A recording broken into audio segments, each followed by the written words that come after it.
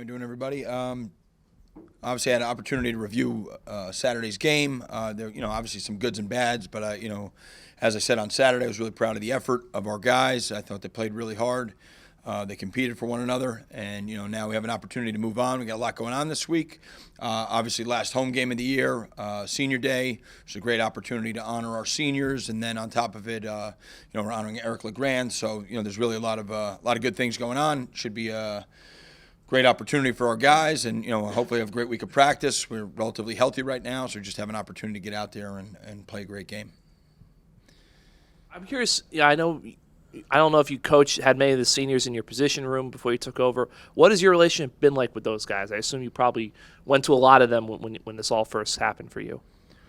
My relationship with the seniors? Yeah, honestly, I think it's been pretty good. Obviously, moving into this role has definitely expanded it because you obviously get to know everybody a little bit more, and you spend time every week with the leadership council, which has a bunch of the seniors on it, and the guys that were on the offensive side obviously been with them for 2 years, so those guys I've gotten to know pretty well, and it is it's a big day for those guys, and I'm sure it's emotional for them. They put a lot of work and effort into this program, into their football careers, and you really want to see them finish it off these last 2 games on a high note, and so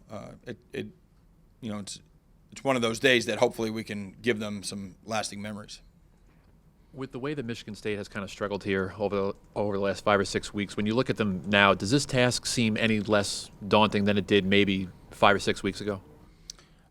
They're really, I still think they're a really talented team. Obviously they had some injuries on the offensive side, and losing the middle linebacker, he was a really talented player, but I think they're very good on the defensive line. Their linebackers really play hard and fast. They're a really physical team. I think the quarterback's a talented player. He makes plays. They have some gifted receivers. So I would say if there's anything, it's more on we've made some growth that I feel like we're ready to be more competitive than we were. We're a much better team, say, than we were when we played Indiana. So hopefully, more on our end. I think they're a really talented physical team, and they obviously play a really tough schedule. It's hard to win games in this league, and they've been in a bunch of those games. They beat Indiana, who's a really good team. They went right down to the wire there with Illinois. So I think they're a pretty talented football team, and really, hopefully, we've made enough growth to be competitive and play hard and well on Saturday.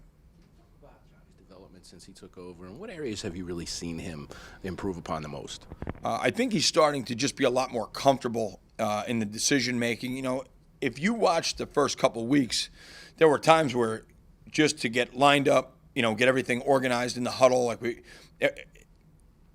there were certain mistakes, maybe wasting timeouts and things like that, where you really want to eliminate that, and we have over the last few weeks. So I think he has a much better command of where everybody needs to be, how it's supposed to unfold, and the decision-making process. And, once you understand everything, you understand the big picture, then it's easier to start focusing back on fundamentals and things like that. So I think we're starting to see better fundamental football, so some better decision-making because he's not swimming so much mentally. I think he has a better grasp of what's happening, where everyone's supposed to be, understanding how the protections, the progressions, the reads, all those things come together.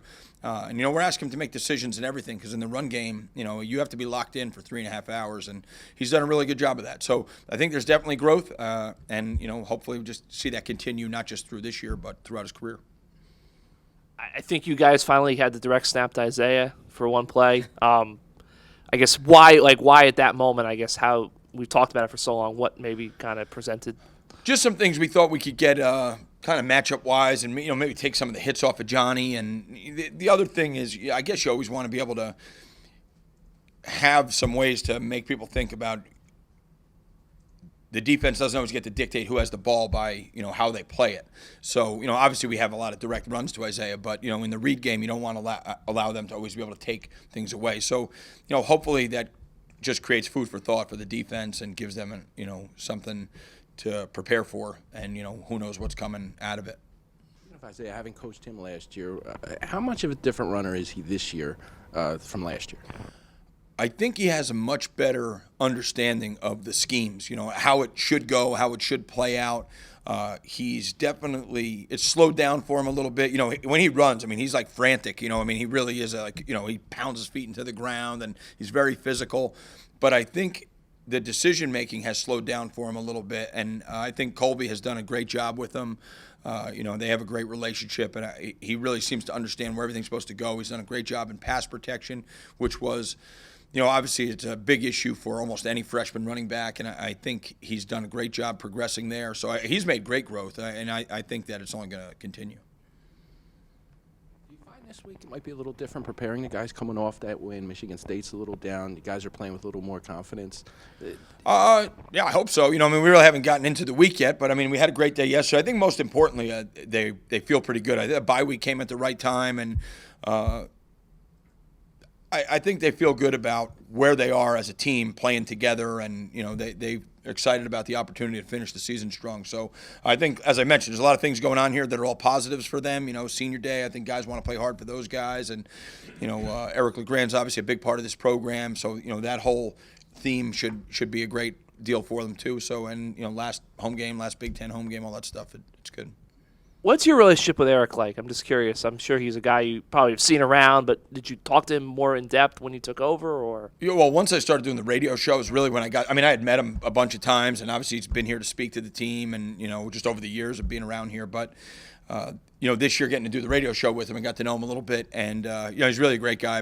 He's a incredibly positive person, and somebody that has that type of outlook on life is the type of person you want to be around. So I think he's an extremely impressive guy. And I know you guys haven't thrown the ball as much, but Matt Alimo, he hasn't had a catch in a while, but what have you kind of seen from him beyond the stats, his growth? He does anything and everything he can to help the team. He's really smart. He's really prepared. He fights really hard. I think he's getting better every week.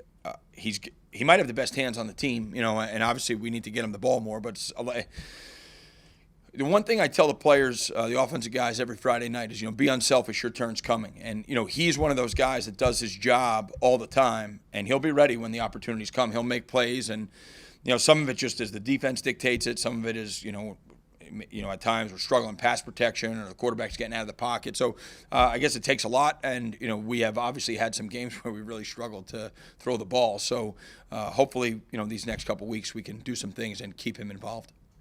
You still got 2 games left, but what's been the biggest challenge of taking over this position and being in this role that you've been in?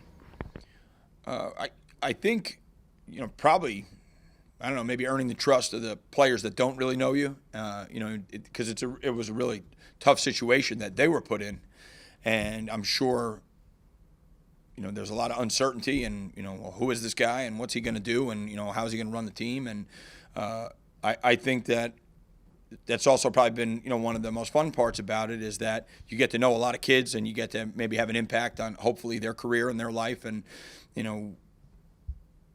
the biggest thing we've talked about the whole time is just getting better. And, when December comes around, that we're a better football team than we were when I was put in this role. And I feel good about these guys at least buying into each other and, playing hard for each other. And I think if they continue to do that throughout their careers, a lot of good things will happen for them.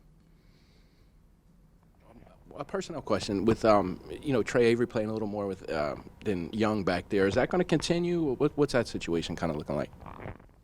Well, Trey's pretty much played throughout the year, but yeah, they will both play a lot. Avery was a little banged up last week, so we tried to save him a little bit to make sure that he's healthy down the road. But yeah, they'll both those guys will be out there, and I think they're both really talented players, they're smart players. They're really valuable guys that they hopefully bring a lot to the table, and at times getting 3 corners on the field is probably helpful for us too. Any other questions? Thanks, guys.